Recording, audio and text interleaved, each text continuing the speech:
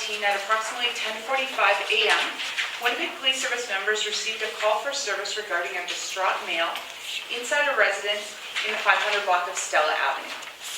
Prior to arriving on scene, it was learned that the adult male was possibly in possession of a weapon or a firearm, and that he had made threats to harm himself. A number of police units arrived on scene and secured the area. Some nearby residents were evacuated as a precaution. Throughout the afternoon and into the early evening hours, officers were successful at making attempts to contact and speak with the male. Then, shortly after 8:20 p.m., shots were fired from within the residence, resulting in officers discharging their firearms. At approximately 3 a.m., tactical support team members entered the residence and an unconscious male was located within. The Tactical Emergency Medical Support Team, the paramedics also known as TEMS, confirmed that the male was deceased. The deceased has been identified as Andrew Barricaded, 52 years, of Winnipeg. No officers were injured in this incident, and the investigation is continuing by members of our homicide unit. No questions. Any word?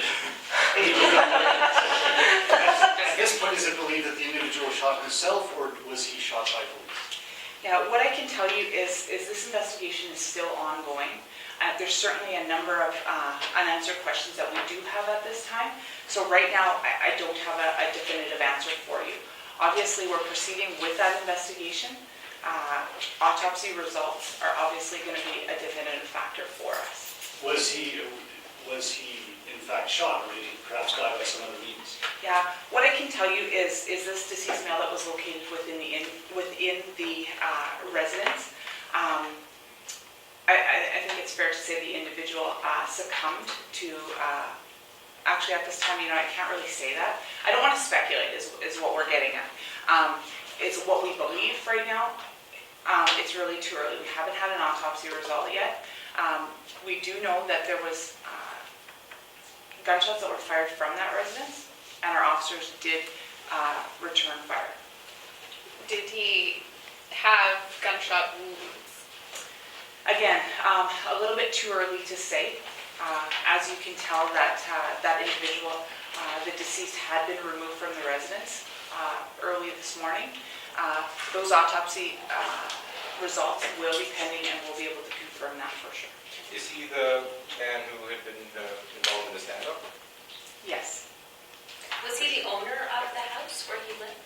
I can confirm that the male, this would have been the male's residence. Was he holding hostage?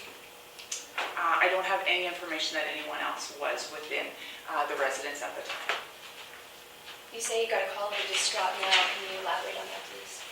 Yeah, sure. We did get a call at approximately 10:45 a.m. and the information that we were provided with was an individual, this adult male, was distraught.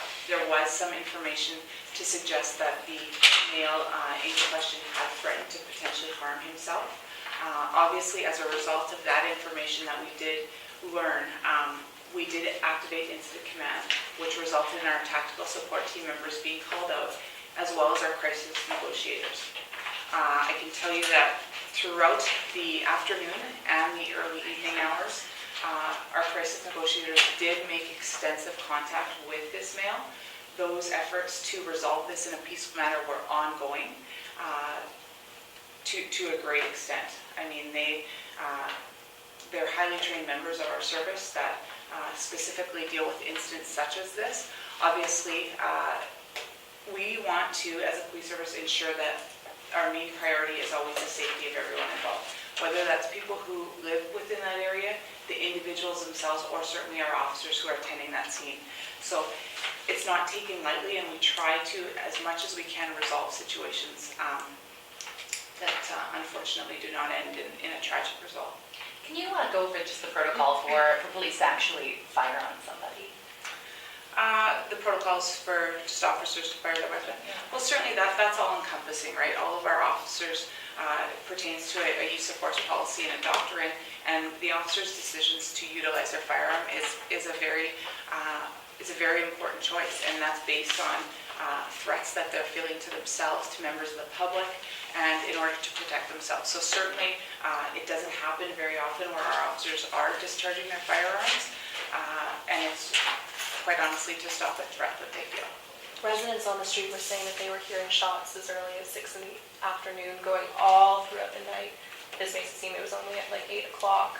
Were there other things being thrown in there? They were also saying that could have sounded like gunshots. That's a good question, and I'm not going to be able to elaborate too much into that. As it reads here is what we have. You have to understand that we have a process that we're following through. Obviously, we take it very seriously when our officers are discharging those firearms. Those officers are going through a process and will be interviewed as with anyone else in situations like this. I certainly don't want to taint any interviews going forward or anything like that, any part of the investigation. So I can't specifically confirm that, but I can tell you that throughout the course of this evening, our main goal was to ensure constant communication with this individual to try to resolve this in a peaceful manner. Just to be clear, was there anyone else in the residence, or was he alone in there? He was alone within the residence, so I don't have any information to suggest anyone was with him at the time. And where did the call for service come from? Did it come from him? Did it come from a neighbor? Do you know? I can say the call for service would have came from someone known to this individual. Why was the power shut off? Was that a way to evacuate people, or? You know what, I think when we start getting into perhaps any kind of tactics or advantages or that we have, that's something that could be done. It was pretty readily apparent to that block that we had disrupted the power. And I'll say that a number of residents were inconvenienced, and we really appreciate the fact that they were very patient with us, and they were very cooperative and understood that that was just part of our efforts to ensure that the situation could be resolved. Do you guys have any history with this individual? I will tell you that this individual, I would characterize him as not known to police. Yeah. Did the residents return to their homes, the one that were evacuated? Yeah, the residents, as you know, will be on scene for some time. Our identification unit members are currently there, and they will be for some time, just processing that scene and gathering evidence, as would be in any investigation. So the residents who would be, per se, within that direct area or in that perimeter, certainly were not permitted to attend back to their residence last night, as early as 4 a.m. when I left the scene, and we were trying to limit it a little bit, but the inner perimeter residents would not be allowed back in until that's cleared by our identification specialists, who are going to ensure that they have all the evidence that they need. How many homes have you evacuated? You know, I don't have that answer. I don't think it's a large number. I would say a few, and I would say, though, that officers did take the precaution to go to a number of residents within that area, so I wouldn't, in excess of just adjacent properties, as a precaution and to inform them of what's going on within their neighborhood. They were instructed, to remain in their homes, just any kind of precaution that we could give them. How many shots were exchanged between the police and the men? Yeah, I won't be able to comment on that. I don't have that information, and that's something that members of our homicide unit will be tasked with looking into and gathering. Have any officers been placed on administrative leave at this point? I don't know the exact amount. There's a number that I could probably get you that. I certainly don't. I believe it's in the area of 5 or 6, but I don't want to. I'll get you that after. And those were members of our tactical support team that would have been near the residence. So at this point, you can't tell us how this person died, but is it possible that he died from the exchange of gunfire back and forth between police and this man? Is it possible? No, I don't want to speculate either way. I think we do have some information, but it's really not prudent for us to provide that at this time. We have made next of kin notifications, and I appreciate your patience with us holding this briefing a little bit later today. That was certainly formed part of the reasoning in terms of making those notifications, so that it could be our members discussing it with family first. But really, we haven't even had an autopsy yet, so that's not part of our expertise. Obviously, if we see obvious injuries, that's something, we just don't know what went on within that residence. There was such a large period of time. Many things could have happened. When something like this happens, a shooting publicly, and how are the public told about it or made aware of it? Because it started at 10 a.m. and we really didn't know until about like 9 at night, really. Right. No, that's a fair question.